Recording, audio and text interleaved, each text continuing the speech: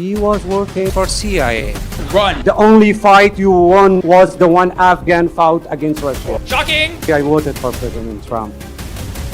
I became really into politics after 9/11.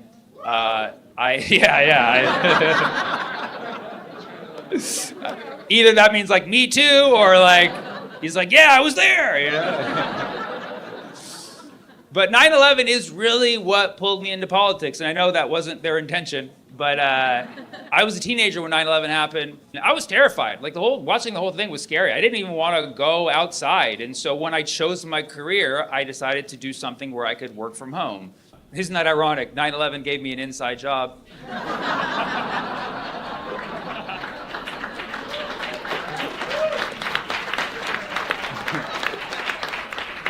I became so hyper aware of politics that when the United States invaded Afghanistan, I was so paranoid about what was going to happen and I wanted it to stop that I started literally counting the days that we were in Afghanistan on my wall in my room. I would literally mark on the wall every single day that we were occupying Afghanistan. So you can imagine, after a few years, my wall was quite filled.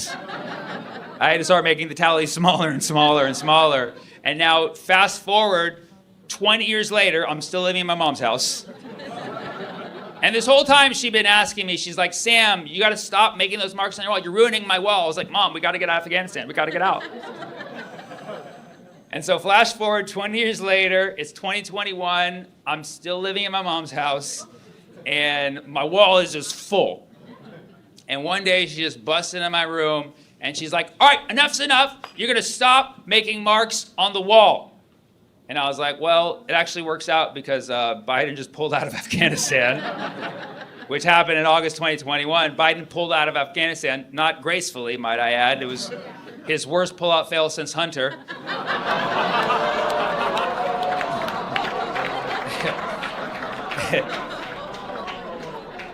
And it was so ironic, the timing. That was the day my mom was like, enough is enough. You're not counting on the wall anymore. The same day that Afghanistan became reoccupied, not by us this time, that my mom said, no more marking on the wall. It was the Taliban.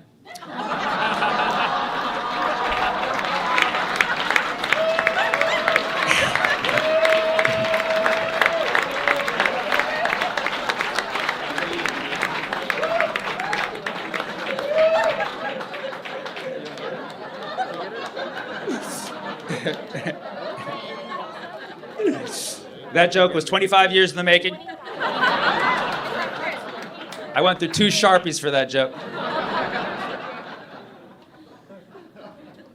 There was a shooting last week. I know you're like, which one? It's America. There was a shooting in DC last week.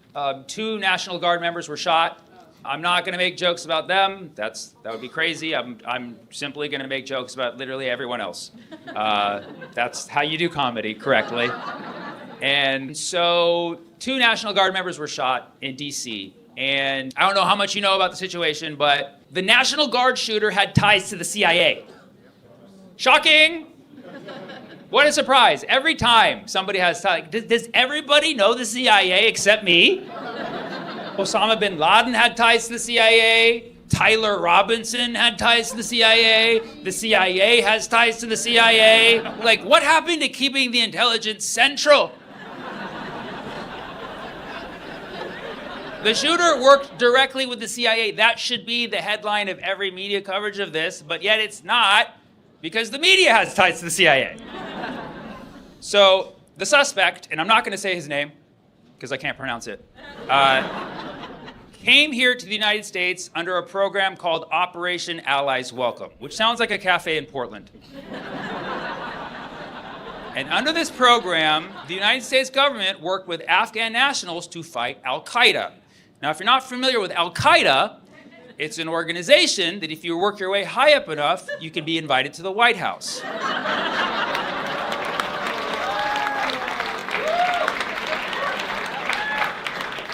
And shoot hoops after. You know, like, ooh, that was a 3, pretty good, man. I learned that in ISIS. Talking about Jelani, don't worry about it. The suspect was part of a specific group called the Zero Unit. which is like 50 Cent's G Unit, but less self-esteem. And it was basically like a death squad. It was like a cluster of operations. They were there to kill people on behalf of the CIA. They saw a lot of horrible shit. Things that we will probably never know because it'll never be fully declassified. The suspect was recruited by the CIA at 15 years old. And I can tell you, independent of race, it is never a good idea to hire a 15-year-old, okay? Like, wait till 16 at least. Nothing ever good comes from hiring a 15-year-old. Just ask Jeffrey Epstein, who also had ties to the CIA. Release the files, man. I'm just saying, there's a lot of factors going into this story. Now, the suspect was allowed to come to the United States in 2021 under Joe Biden, because obviously he wasn't paying attention. But he was granted asylum under Trump, because as we know, Trump loves the Habibis.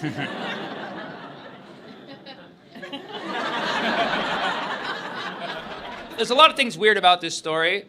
They say that the suspect drove to D.C. from Washington State. Yes, it's like the CIA made up a lie but didn't check the work. They're like, oh, there's 2 Washingtons? We should have thought about that before asking ChatGPT. They claimed that he drove all the way from Washington State to Washington, D.C., used a revolver, and allegedly, as he did the shooting, he shouted, Allahu Akbar. Which, for those of you not familiar, that's Arabic for Happy Thanksgiving.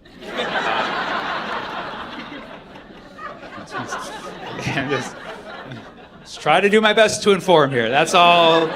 That's literally all I'm doing. So anytime there's an attack on American soil or American troops, you literally have to fact check everything. It's like a game of true or false flag. Mind you, the National Guard should not even have been in D.C. The reason why the National Guard was in D.C. at this time is because Elon has a friend named Big Balls who got jumped one night outside of his car in D.C. by guess who? Some 15-year-olds. Yes, were they also recruited by the CIA? Was it the CIA youth jumping program? And so this is a real story, but I feel like some of you look at me like, what is he even talking? Elon has a friend named Big Balls who worked for Doge. And Big Balls got jumped by a bunch of teenagers, so how big can they be?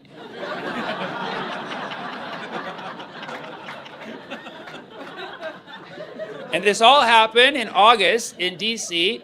So then Trump, AKA Small Balls, was like, call the National Guard! Big Balls under attack! And so they summoned the National Guard, and you have personal accounts of a lot of people who work for the National Guard saying, like, I don't know why we're here. That was what a lot of people have been saying. Very tragically, 2 individuals who work for the National Guard were shot. One has survived, one has passed away. And when Trump was asked if he's going to attend her funeral in West Virginia, he gave a very presidential response. He said, I won West Virginia by a landslide. Like, that's probably not the best response. It's just so sad. Not only just 2 people died here, but people who were called for no reason to be there. The woman who was killed, her name is Sarah Beckstrom. And the reason I know this is because I Googled her name to look up who she was. I wanted to know who was this person whose life was taken by this incident. And while I was Googling her, I then noticed, very strangely, her name also happened to be searched 2 days before she was murdered. Her name was searched on Google 25 times in a specific country. Can anybody guess what country it is? No, it's Honduras, guys. What are you talking about? I'm kidding, it's Israel. Are you guys psychic? Yeah, I should have said, hint, it's an ethno-state. Sarah Beckstrom's name was searched in Israel 2 days before she was shot. 25 times. You use Google Trends. You can use it to see when something was searched on Google, and you can even see where it was searched. And so naturally, people were like, let's see if this is searched in Israel. It's sad that we have to get to that point nowadays. But if you look up Sarah Beckstrom, you see that she was widely searched the day after she was shot, because obviously she was a national headline, but then she was also searched 25 times 2 days before she was shot, and that was it. That was it. Now, when somebody is searched, after the shot, it totally makes sense. If somebody's searched before their shot, either they have an ex in that country, or perhaps that country may have something to do with the murder. And I'm not making fun of this tragedy. I think it's horrific. This woman was 20 years old. 20 years old. And I know that's way too young. And also atypically old for an Israel victim, but this is just too weird that you see her name searched 2 days before. And it would be one thing if this was just an isolated incident. I don't know if you're familiar with Charlie Kirk. A bunch of people involved in the whole Charlie Kirk scandal were searched prior to Charlie's murder. For instance, Tyler Robinson was searched many times in Israel a few months before he became the shooter. The doctors at the hospital who were essentially said to have treated Charlie Kirk were searched a number of times, a few months before the shooting in Israel. And there's so many examples, you can look them up. Just basically bookmark Google Trends and regularly check to see if your name is searched in Israel. And if you see your name searched in Israel, run, dude, just run. The suspect, his name was searched in the United States and a few other countries that exact same day, a couple hours before the shooting. So somebody knows something, is what I'm saying. And, I'm open to buying the narrative that this was just a guy who suffered a lot of mental health issues after everything he did in Afghanistan and coming here and mental illness and mental health. I'm totally willing to accept all of that. And this is a horrible thing he did, and it was a tragedy. This woman was shot, and I'm willing to accept that that's the explanation. But I'm inclined to believe, based on the evidence, that something bigger is going on here. But even if it's just that this guy, as Trump said, went cuckoo, we know who's to blame. It's the United States government, dude. The United States government still takes the blame for this. And I'm tired of this. You're getting caught now because we have TikTok, we have Google Trends, okay? You're getting caught too much. Okay, and the fucked up thing is they called out the National Guard to protect them in D.C. and they completely failed them, and they're getting caught. They're getting caught in a lie because we can use the internet. Yeah, you got caught slipping. Mind I say, you let your guard down.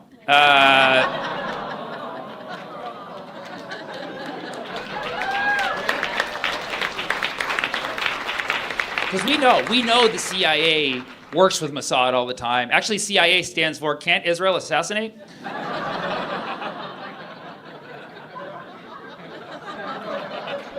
Yeah, I wrote some jokes, okay? And so now you have Kristi Noem saying the shooter was radicalized. Like, don't bring math into this, first of all. That he was radicalized here in the United States. Are you telling me they were mentally safer in Afghanistan? Like, what the f*** are you saying? The irony here is no matter what happened, the symbolism is there. We are literally sacrificing the people who are defending us, the people who are brave enough to protect us, because we are starting these wars and invading other countries. You know what I'm saying? Like, it's at the point where it's too much, it's in our face, and we need to get the f*** out of every country that we have any involvement in. We need to get the f*** out, and it needs to start today. It needs to start today.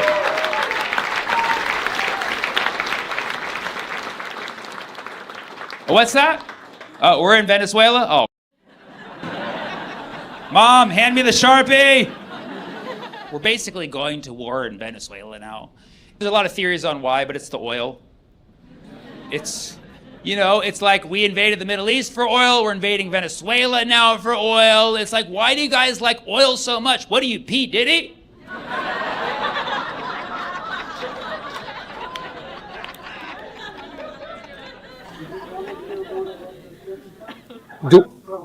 Yes, please, tell.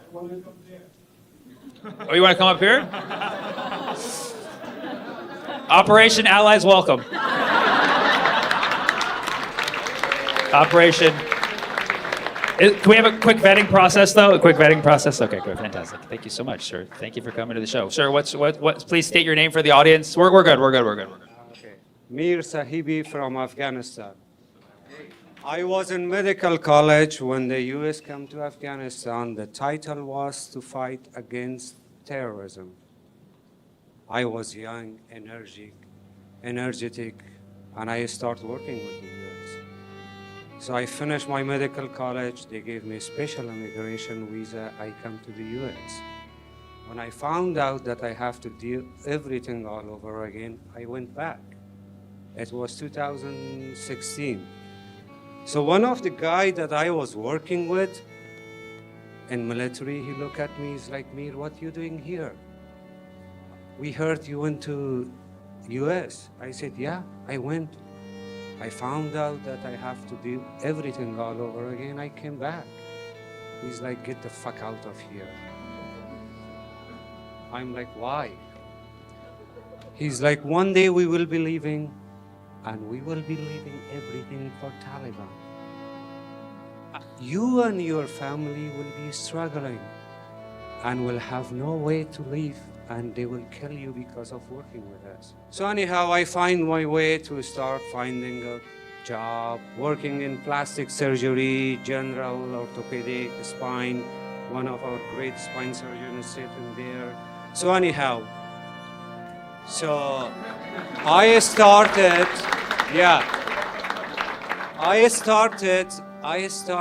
support Palestine.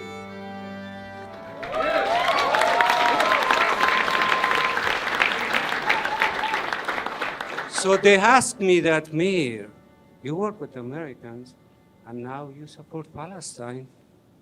And my logic was, I said, yeah, when you guys come to Afghanistan, the title was very interesting, Fight Against Terrorism. So I joined and I work with you guys. I saw it was the right thing I did, and I'm here. Now I see it's a genocide going on, and that's wrong, and I am with Palestine. And I stand.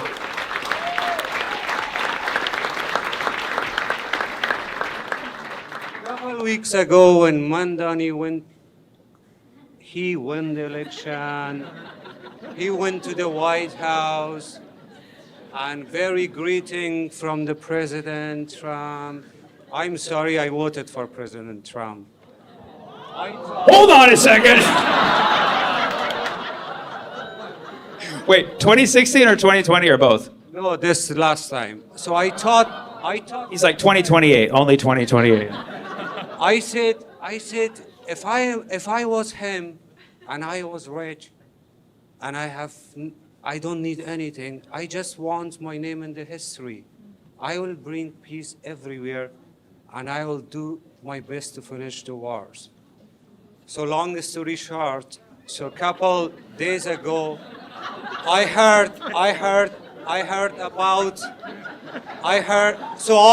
sorry for what I did. I voted for him. So anyhow, so yeah, I was wrong. So then, couple days ago, when this I just saw, I wake up in the morning to go to the hospital for healthcare worker. It doesn't matter if you are a Jewish, Christian, atheist, black, white, whatever nationality, race, when you go to the hospital, you want to give the best service for your patient. You want to do the best. So I go there, and everybody is asking me, Mir, what about this shooting? What you and your family will do? We are very deeply concerned, and our prayers are with the family of victims. I have a message for President Trump. I have a message. Do not insult Afghans. Do not insult Afghans. Right now, you're begging Putin to make a peace deal. He's not accepting your deal. Do you remember in the 80s when Afghan was fighting against Russian? The only fight you won was the one Afghan fought against Russia. The only fight. So, all right, I think that's where I will All right, guys, just 15 more minutes. Just 1 minute. One more. Closing argument. Yes. I said I was working in healthcare. When I come to US, I start working in healthcare. The guy who did this attack, he was working for 10 years for CIA. The question is answered, so I'm not talking more. We have suffered this for 45 years. Nothing to do but just being involved in a proxy wars that we didn't want. We never want. Before 1980, Afghanistan was a pretty country. From all over the world, people were going as a tourist. But now, you just want to use my country name as a business for the political issue? No.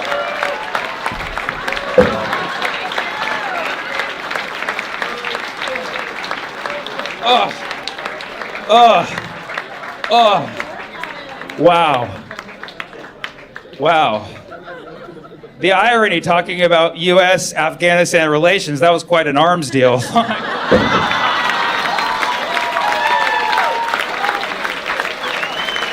I love you, Dallas, and I'll be back next year.